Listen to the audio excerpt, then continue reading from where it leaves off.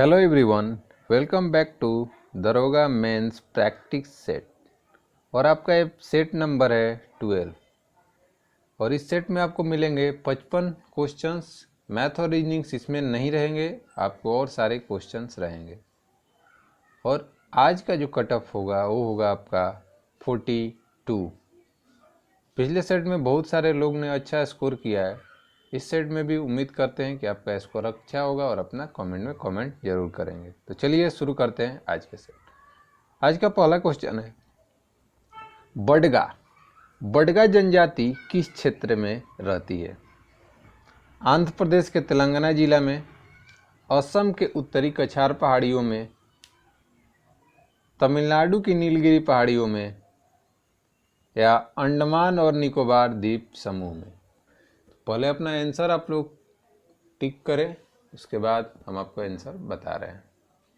तो अगर बात करें बडगा जनजाति की, तो आपको तमिलनाडु के नीलगिरी पहाड़ियों में पाई जाती हैं। जी हाँ, बडगा जनजाति का संबंध किससे है?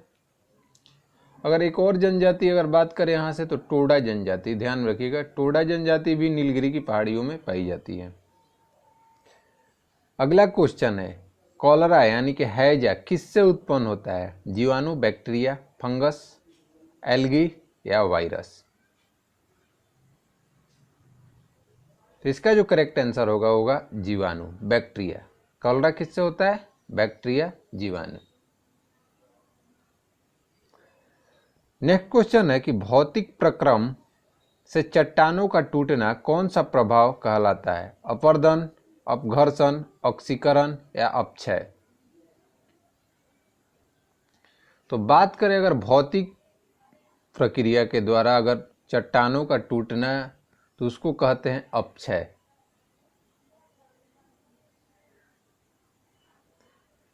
अगला क्वेश्चन है, बीजों का सर्वोत्तम संरक्षण होता है? बीजों का सर्वोत्तम संरक्षण होता है, ऑप्शन ए है ठंडी और आर्द्र परिस्थितियों में, गर्म और शुष्क परिस्थितियों में, ठंडी और शुष्क परिस्थितियों में, गर्म और आर्द्र परिस्थितियों में।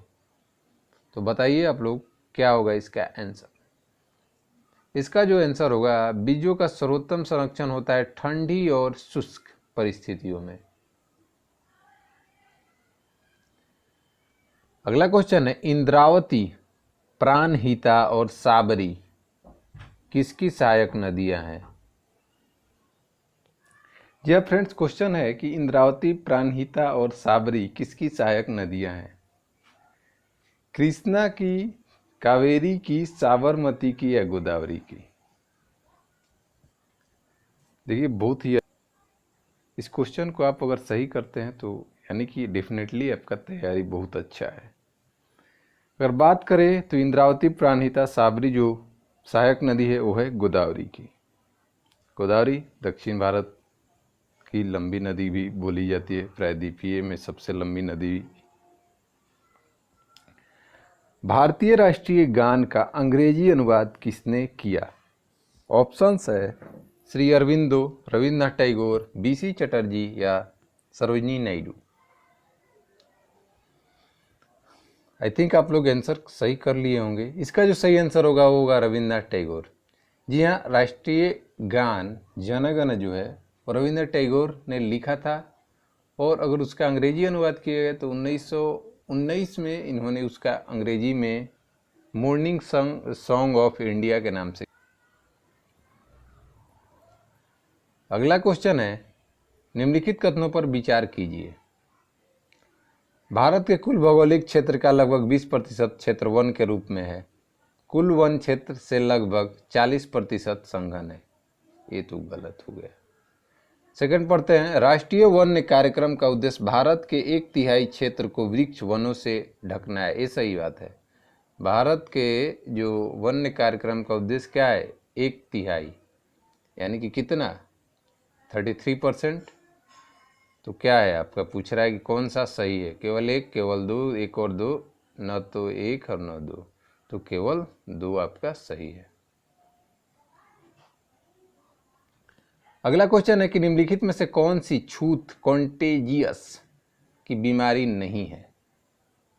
कौन बिना छुआछूत से नहीं फैलेगी? इन्फ्लुएंजा, हिस्टीरिया, टाइफाइड या चेचक, मेसल्स। तो इसका जो करेक्ट आंसर होगा वो होगा आपका हिस्टीरिया। एक से ब्रेन से रिलेटेड ये बीमारी होता है जो कि छुआछूत से नहीं फैलता है, और बाकी ये सारे छुआछूत से फैलते हैं। कुछ लोग को टाइफाइड लगता होगा सही, लेकिन टाइफाइड के बारे में अगर अच्छे से जाकर पढ़िएगा तो उसमें भी ऐसा कुछ पाया जाता है, जैसे कि उनके द्वारा छुए हुए पदार्थ अगर आप यूज कर लेते हैं तो आपको हो सकता है। अगला क्वेश्चन है कि निम्नलिखित में से कौन सा मरुभूमि में अपर्दन का शक्तिशाली स्रोत है। फिर से क्वेश्चन देख लीजिए कि निम्नलिखित में से कौन सा मरुभूमि में अपर्दन का शक्तिशाली स्रोत है। ऑप्शंस हैं बहता हुआ पानी, हिमानी, हवा, इनमें से कोई नहीं। तो बात करें शुष्क क्षेत्र यानी कि रेगिस्तान साइड में, तो उसमें जो सबसे ज़्यादा अपर्दन किसके द्वारा होगा, तो वहाँ पे जो होगा वो आपका हवा के द्वारा। पानी तो वहाँ होता ही नहीं है, और पानी होने पर जो बलुई मिट्टी होगा वो तो खैर कहीं नहीं जाएगा। नेक्स्ट क्वेश्चन है कि सितारे की दूरी को नापने के लिए प्रयुक्त यूनिट होता है कूलम, नॉटिकल मील, प्रकाश वर्ष, एम्पियर्स। तो कूलम और एम्पियर्स तो कभी होगा नहीं। Coulomb charge, ampere current. Nautical mile समुद्री दूरी का होता है, बचा जो होगा प्रकाश वर्ष यानी कि लाइट ईयर, खगोलीय दूरी, एस्ट्रोनॉमिकल यूनिट भी बोला जाता है। अगला क्वेश्चन है कि ऑक्सीजन की उपस्थिति में ग्लूकोज का कार्बन डाइऑक्साइड और पानी में ऊर्जा का विमोचन से संपूर्ण रूपांतरण कहलाता है क्या। वायु श्वसन, अवायु श्वसन, ग्लाइकोलिसिस या हाइड्रोलिसिस। ये आप अपने आप पे खुद रख के सोचिएगा तो बहुत ही आसान हो जाएगा। ऑक्सीजन की उपस्थिति में ग्लूकोज का कार्बन डाइऑक्साइड और पानी में ऊर्जा का विमोचन से संपूर्ण रूपांतरण कहलाता है वायु श्वसन। नेक्स्ट क्वेश्चन है कोंकण रेलवे से निम्नलिखित राज्य समूहों में से किस राज्य समूह को सबसे अधिक लाभ पहुंचता है।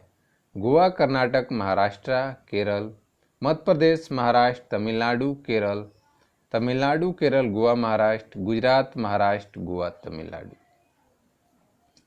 तो अगर बात करें कोंकण रेलवे तो उसमें सबसे ज़्यादा जो बेनिफिशियल राज्य होते हैं वो है गोवा, कर्नाटक, महाराष्ट्र और केरल, यानी कि ऑप्शन ए। अगला क्वेश्चन है भारत की सूचना प्रौद्योगिकी राजधानी है पुणे, चेन्नई, बेंगलुरु या हैदराबाद। तो भारत की सूचना प्रौद्योगिकी जो राजधानी है वो है बेंगलुरु। नेक्स्ट क्वेश्चन है कि हम्पी के खंडहर किस राज्य में है। बहुत आसान क्वेश्चन है, बहुत बार पूछा गया है। आंध्र प्रदेश में, कर्नाटक में, तमिलनाडु में या उड़ीसा में। तो हम्पी कहाँ पे है, कर्नाटक। मालगुडी डेज के लेखक कौन है। आर के नारायण, के आर नारायण, आर के नारायणन या आर के लक्ष्मण। तो मालगुडी डेज आर के नारायण के द्वारा लिखी गई है। नेक्स्ट क्वेश्चन है प्रातःकाल गाए जाने वाला राग कौन सा है। तोड़ी, दरबारी, भोपाली या भैरवी। तो प्रातःकाल गाए जाने वाला राग जो होता है राग भैरवी होता है। अगला क्वेश्चन है टीवी कंट्रोल यूनिट निम्नलिखित में से किसे टीवी सेट के संचालन के लिए प्रयोग करता है। प्रकाश तरंगे, ध्वनि तरंगे, सूक्ष्म तरंगे या रेडियो तरंगे। तो जो टीवी कंट्रोल यूनिट है वो इस अपने संचालन के लिए रेडियो तरंग यानी कि रेडियो वेव का इस्तेमाल करता है। अगला क्वेश्चन है संभाजी के पश्चात निम्नलिखित में से किसने मराठा साम्राज्य की बागडोर संभाली। शिवाजी, संभाजी, तो उसके बाद बताना है कि किसने। राजा राम, बालाजी विश्वनाथ, गंगाबाई या नानाजी देशमुख। तो अगर बात करें संभाजी के बाद, तो संभाजी के बाद राजा राम ने गद्दी संभाली थी मराठा साम्राज्य की। अगला क्वेश्चन है दीर्घकालीन कठिन परिश्रम के पश्चात मांसपेशियों में होने वाली थकान किस कारण से अनुभव होती है। हमको नहीं लगता है कि इस क्वेश्चन में आपको ऑप्शन देखने की ज़रूरत पड़ेगी। फिर भी अगर ऑप्शन मिलता है तो ऑप्शन को ज़रूर हम लोग देखेंगे। ऑक्सीजन की आपूर्ति की कमी, मांसपेशियों के तंतुओं में अल्प क्षति, ग्लूकोज की अवक्षय या लैक्टिक एसिड का जमाव। तो क्या होगा? लैक्टिक एसिड का जमाव। और दर्द अगर पूछ दे कि दर्द क्यों होता है तो आप लोग जानते हैं तो जरूर बताइए कमेंट में।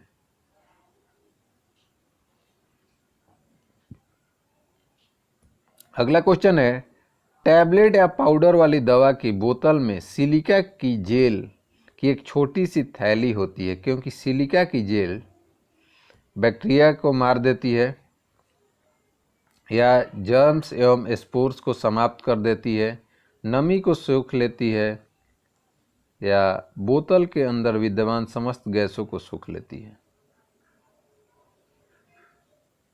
जल्दी से आप लोग बताइए क्या। तो इसका जो करेक्ट आंसर होगा वो होगा नमी को सोख लेती है, ऑप्शन सी। नेक्स्ट क्वेश्चन है, क्रिस छिद्र अंतरिक्ष में ऐसा पिंड है जो किसी विकिरण को अपने में से निकलने नहीं देता, इसका कारण क्या है? अति सूक्ष्म आकार, अति विशाल आकार, अति उच्च घनत्व, अति निम्न घनत्व। अति उच्च जो घनत्व लिखा हुआ है होता है मतलब कि मैक्सिमम मोर डेंसिटी बोला जा रहा है, कुछ ज़्यादा ही शुद्ध हिंदी लिखा हुआ है। तो इसका जो करेक्ट आंसर होगा ऑप्शन सी ही होगा, क्योंकि देखिए क्या होता है कि इतना ज़्यादा उसका डेंसिटी होता है ना, घनत्व होता है ज़्यादा, कि उसमें कुछ भी चीज़ चला जाए तो वो क्या होगा, बाहर निकल नहीं पाता है, जिसके कारण छिद्र ब्लैक होल बोला जाता है। और खास करके वो तारे होते हैं जो जिनका लाइफ क्या होता है, ख़त्म होने वाला होता है। अगला क्वेश्चन है, शरीर के अमाशय एवं अंतरंगों का अन्वेषण करने वाली तकनीक एंडोस्कोपी किस घटना पर आधारित है? पूर्ण आंतरिक परिवर्तन पर, व्यतिकरण पर या विवर्तन पर या ध्रुवण पर? तो बात करें अगर एंडोस्कोपी, तो जो काम करता है TRI, टोटल इंटरनल रिफ्रैक्शन, यानी कि पूर्ण आंतरिक परावर्तन पे।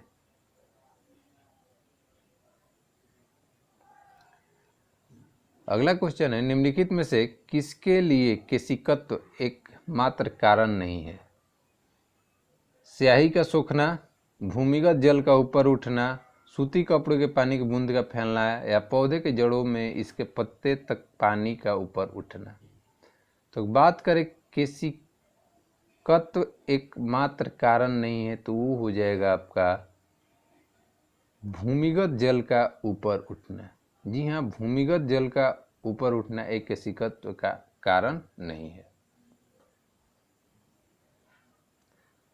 अगला क्वेश्चन है, लॉर्ड माउंटबेटन विशेष अनुदेशों के साथ वायसराय के रूप में भारत आया, क्या काम के लिए भाई? भारत उपमहाद्वीप को विभक्त करने के लिए, भारत को संगठित रखने के लिए, यदि संभव हो तो ये तो करने के लिए वो आए नहीं थे। जिन्ना की पाकिस्तान की मांग स्वीकार करने के लिए, कांग्रेस को विभाजन स्वीकार करने हेतु मनाने के लिए। तो देखिए इसका जो एग्जैक्ट आंसर बोला जाए, अगर चारों में से चूज करना है तो इसमें एक दो करके इसमें शामिल हो सकता था, लेकिन ऐसा ऑप्शन नहीं है। तो इसमें से जो परफेक्ट आंसर होगा वो होगा ऑप्शन डी, कांग्रेस के विभाजन स्वीकार या मनाने के लिए ही क्या किए गए थे, माउंटबेटन को यहाँ का पदभार दिया गया था। नेक्स्ट क्वेश्चन है कि दिल्ली के सुल्तान जो भारत में नहरों के सबसे बड़े नेटवर्क निर्माण के लिए प्रसिद्ध, ध्यान रखिएगा, दिल्ली के सुल्तान जो भारत में नहरों के सबसे बड़े नेटवर्क पूछा गया है, शुरुआत नहीं पूछा गया, शुरुआत नहरों का किसी और के द्वारा हुआ था।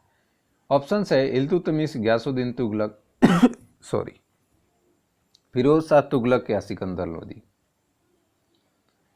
तो इसका जो करेक्ट आंसर होगा वो हो जाएगा फिरोज शाह तुगलक, क्योंकि इसने 5 बड़े नहरों का निर्माण करवाया था। लेकिन शुरुआत किसके द्वारा किया गया था? तो गयासुद्दीन तुगलक के, मगर यहाँ करेक्ट आंसर होगा ऑप्शन सी। अगला क्वेश्चन है, एक लड़की बैठी हुई स्थिति में झूले में झूल रही है। जब वह लड़की खड़ी होती है तो झूलने की अवधि होगी। लघुत्तर, दीर्घतर लड़की की लंबाई पर निर्भर करता है, कोई परिवर्तन नहीं। तो अगर खड़ी हो जाए तो क्या हो जाएगा, उसका लघुत्तर हो जाएगा, झूलने की जो अवधि होगा वो कम हो जाता है। नेक्स्ट क्वेश्चन है, अलमाटी बांध किस नदी पर बना है? गोदावरी, कावेरी, कृष्णा या महानदी? तो बात करें अलमाटी बांध तो किस कृष्णा नदी कहाँ पे? तो आंध्र प्रदेश। नेक्स्ट है, निम्नलिखित में से किसकी खेती पौधों के प्रत्यारोपण से की जाती है, यानी कि उसको दोबारा रोपा जाता है? मकई, सोरधम, प्याज या सोयाबीन? जो लोग देखे होंगे या किसान खेतीबाड़ी से जुड़े होंगे उनको तो बहुत क्वेश्चन आसान है, वो है प्याज। नेक्स्ट क्वेश्चन है, जीटी रोड किसके शासन काल में बनाई गई? ईस्ट इंडिया कंपनी, ब्रिटिश सरकार, शेरशाह सूरी या अकबर? तो जीटी रोड का निर्माण का श्रेय जाता है शेरशाह सूरी। भारत का कौन सा राज्य केसर का सबसे बड़ा उत्पादक है? जम्मू कश्मीर, केरल, बिहार या असम? तो केसर भारत के मात्र एक राज्य में होता है, वो है आपका जम्मू कश्मीर। अब ये राज्य नहीं रहा, अब तो एक केंद्र शासित प्रदेश हो चुका है। परमाणु बम की खोज किसने की? ऑटो हन, अल्बर्ट आइंस्टीन, एडिसन, रदरफोर्ड? तो बात करें परमाणु बम की खोज किसके द्वारा, तो किए थे ऑटो हन। अगला क्वेश्चन है, निम्नलिखित में से कौन सा भारत का राष्ट्रीय पुष्प है? इससे क्या क्वेश्चन आसान हो सकता है? कमल, सूरजमुखी, लिली या गुलाब? क्या हो सकता है? गुलाब जो आप लोग इस्तेमाल करते हैं, नहीं होगा आपका कमल। डॉक्टर सीवी रमन को किस विषय में नोबेल पुरस्कार मिला? साहित्य में, औषधि विज्ञान में, भौतिक विज्ञान में, रसायन विज्ञान? तो रमन प्रभाव यानी कि फिजिक्स में, उनको फिजिक्स में काम के लिए उनको भौतिकी में मिला था नोबेल। अल्फांसो है गुलाब की एक किस्म, सेब की एक किस्म, अंगूर की एक किस्म या आम की एक किस्म? तो अल्फांसो जो है एक आम का प्रकार होता है, प्रजाति होता है। अगला क्वेश्चन है, मुगल सम्राट था, अंतिम मुगल सम्राट था कौन? औरंगजेब, मोहम्मद शाह रंगीला, वाजिद अली शाह या बहादुर शाह जफर? तो बहादुर शाह जफर। कहीं कहीं बहादुर शाह सेकंड भी आपको देखने के लिए मिलता है, वही है बहादुर शाह जफर, यानी कि ऑप्शन डी। नेक्स्ट क्वेश्चन है कि भारतीय संविधान का मसौदा तैयार करने की समिति के अध्यक्ष थे? श्री राजगोपालाचारी, एन गोपाल स्वामी अयंगर, रफी अहमद किदवई या बी आर अम्बेडकर? मसौदा समिति वही होता है आपका क्या? ड्राफ्टिंग कमेटी, यानी कि बी आर अम्बेडकर। अगला क्वेश्चन है, पृथ्वी पर उत्पन्न होने वाले छिद्र से निकलते गर्म पदार्थ को क्या कहते हैं? जब वोल्केनो निकलता है उस समय जो निकलता है उसको क्या बोला जाता है? आपको बताना है। कणिकाएं, गुटिकाएं, लावा या तरल पदार्थ? तो उसको बोला जाता है लावा। अगला क्वेश्चन है कि स्तनपायियों में मस्तिष्क का सबसे विकसित भाग जिससे मनुष्य अपनी फसल पैदा कर सकते हैं, मशीन का आविष्कार कर सकते हैं और भाषा एवं कला का विकास यानी विकसित कर सकते हैं? पूछा जा रहा है, सिंपल सा क्वेश्चन है कि स्तनपायियों में मस्तिष्क का सबसे विकसित भाग बताइए। उसके नीचे का आपको पढ़ने की जरूरत नहीं, उसके बाद ऑप्शन आप पढ़ सकते हैं। सेरिब्रम या सेरिबेलम या मेडुला ऑब्लिगेंटा या इनमें से कोई नहीं? तो अगर बात करें मनुष्य के विकास में जो सबसे अहम योगदान होता है वो होता है सेरिब्रम का। अगला क्वेश्चन है, शक संबंध जो 78 ईस्वी पूर्व से प्रारंभ होता है वो किसके द्वारा शुरू किया गया था? कनिष्क का शासन, हर्ष का समृद्ध, शिवाजी का शासन या चंद्रगुप्त? तो 78 ईस्वी पूर्व में जो शुरू किया गया था शक संवत, जो भारत सरकार के द्वारा भी अपनाया गया, वो शुरुआत किया गया था कनिष्क के द्वारा। भारत में काली मिट्टी का क्षेत्र कहाँ तक सीमित है? गंगा के मैदान, मध्य दक्षिणी क्षेत्र, हिमालय के क्षेत्र तक, या पूर्वी डेल्टा के क्षेत्र। काली मिट्टी अगर मालूम होगा आपको तो 3 राज्यों में ज़्यादा देखने को मिलती है, मध्य प्रदेश, गुजरात और महाराष्ट्र। तो यानी कि ये हो जाएगा आपका ऑप्शन से मध्य दक्षिणी क्षेत्र तक।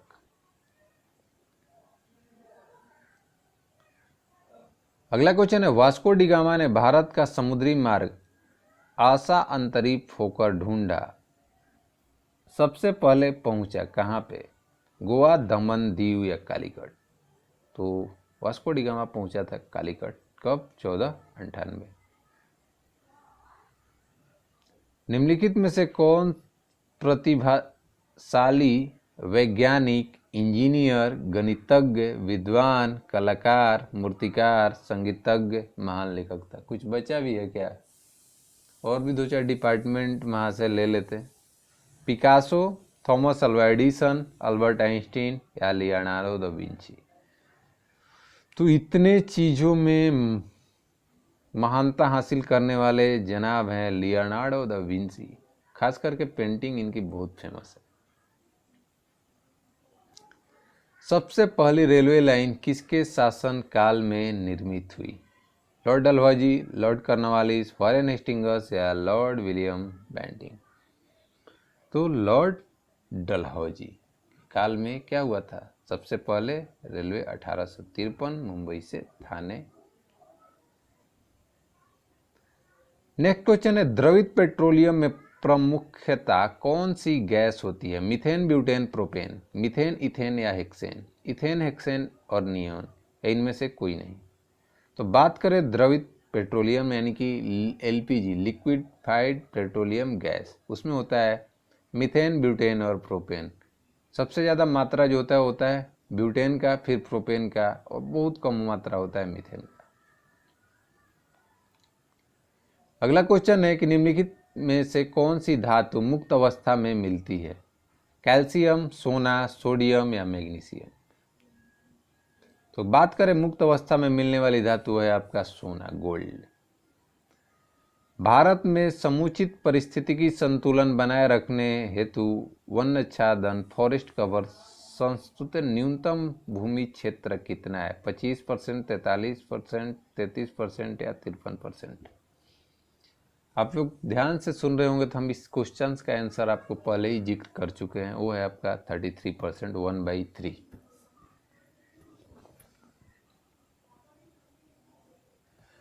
अगला क्वेश्चन है कि निम्नलिखित में से किस राष्ट्रवादी नेता ने जर्मनी और ब्रिटेन के युद्ध को ऐसे दैवी अवतार के रूप में देखा जो भारतीय को लाभान्वित कर सकता था?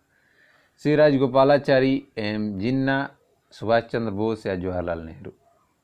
तो एक ही आदमी हो सकते हैं हमारे नेताजी सुभाष चंद्र बोस।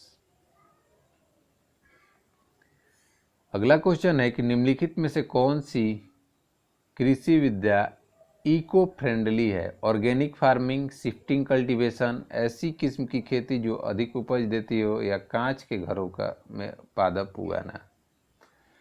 तो बात करें कृषि विद्या जो इको फ्रेंडली हो, जो मतलब कि हमारे इन्वायरमेंट को नुकसान न पड़े, वो होता है ऑर्गेनिक फार्मिंग।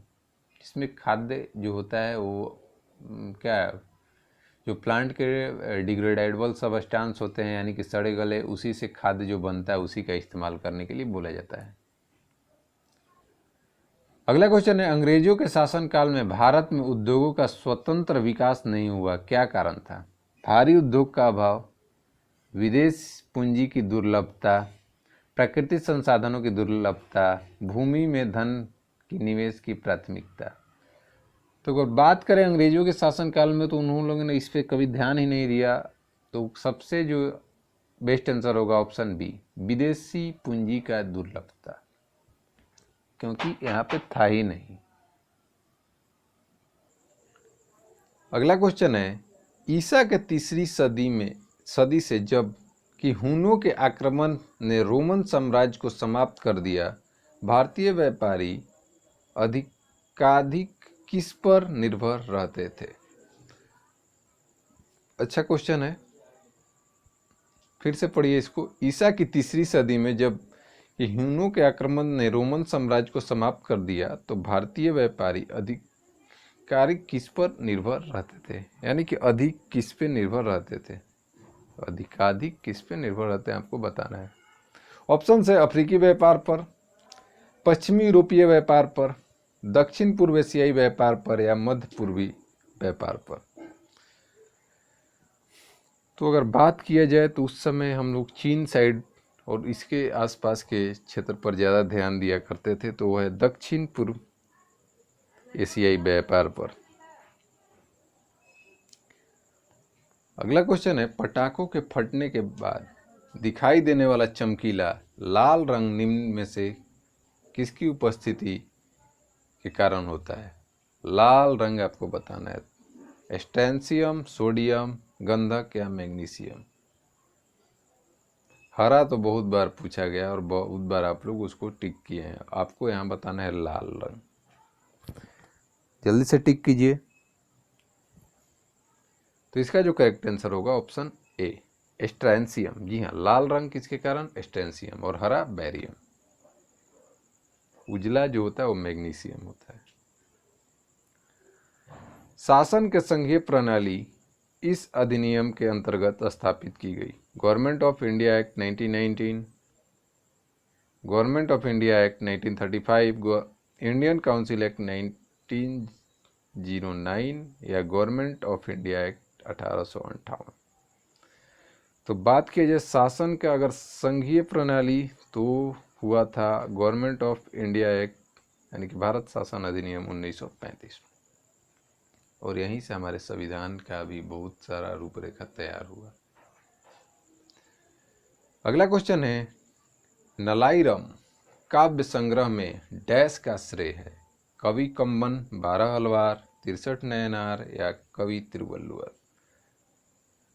बताइए लोग क्या होगा करेक्ट आंसर। तो नलाईरम में 12 अलवार, काव्य संग्रह में 12 अलवारों का श्रेय है। ध्यान में रखिएगा, इस क्वेश्चन को याद करिएगा। अगला क्वेश्चन है, निम्नलिखित में से कौन सा शहर कर्नाटक में स्थित है? कासरगोड, पातकांडू, नंजनगुड या कोझिकोड? तो कोझिकोड तो नहीं होगा, बचा है 3 ऑप्शन। तो कर्नाटक का एक जो शहर है वो है नंजनगुड। और लास्ट क्वेश्चन है, किस भारतीय अभिनेत्री को सर्वप्रथम पद्म श्री अलंकारण से सम्मानित किया गया था? नरगिस को, शर्मिला टैगोर को, वहीदा रहमान को या नूतन को? तो बात करेंगे सर्वप्रथम पद्म श्री पर आने वाली अभिनेत्री वो थी नरगिस दत्त। तो ये थे 55 क्वेश्चंस के सेट। कैसा रहा? कोई डाउट या किसी तरह का प्रॉब्लम हो कमेंट में कमेंट करिए। अपना स्कोर भी कमेंट में कमेंट कर सकते हैं। तो मिलते हैं नेक्स्ट वीडियो में नेक्स्ट टॉपिक के साथ। तब तक के लिए बाय बाय।